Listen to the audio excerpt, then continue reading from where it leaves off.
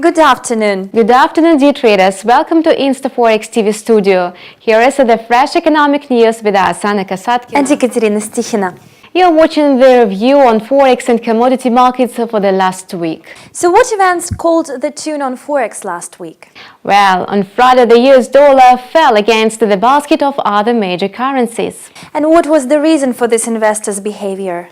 It was negative data on house construction and consumer sentiment in the United States, which reduced the likelihood of a further increase in the Fed's interest rate. On Thursday, the dollar's exchange rate rose to a two-week high after the Fed expectedly raised the key interest rate and kept the forecast for another interest rate hike before the year ends.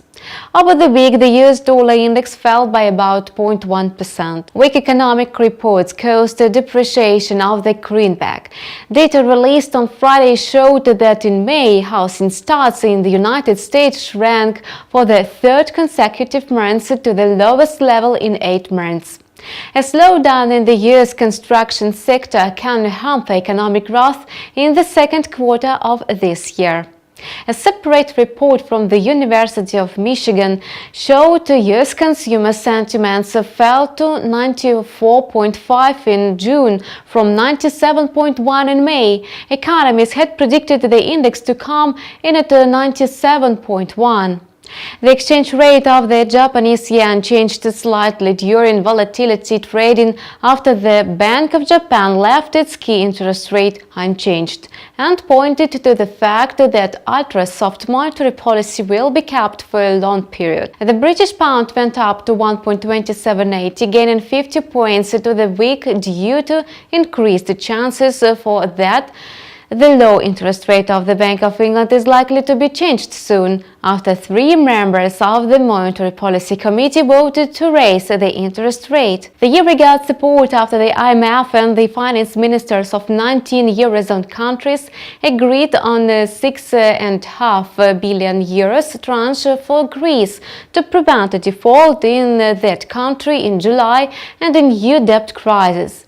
The pair Euro-USD had almost zero change for the week. This is all I had to say about current trends on the Forex market. Anna, who gave a lead in the commodity market, bulls or bears? This time bears demonstrated their superiority.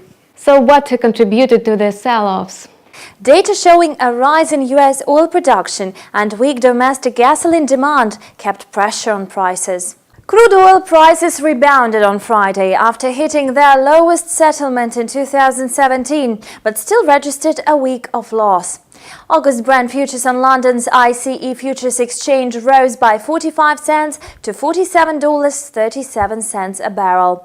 July West Texas Intermediate contracts gained 28 cents to close at $44.74 a barrel on the New York Mercantile Exchange. However, these gains weren't enough to bring the contracts into positive territory for the week.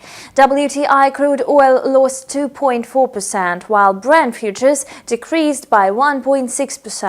That marked the longest weekly losing streak since August 2015 for WTI.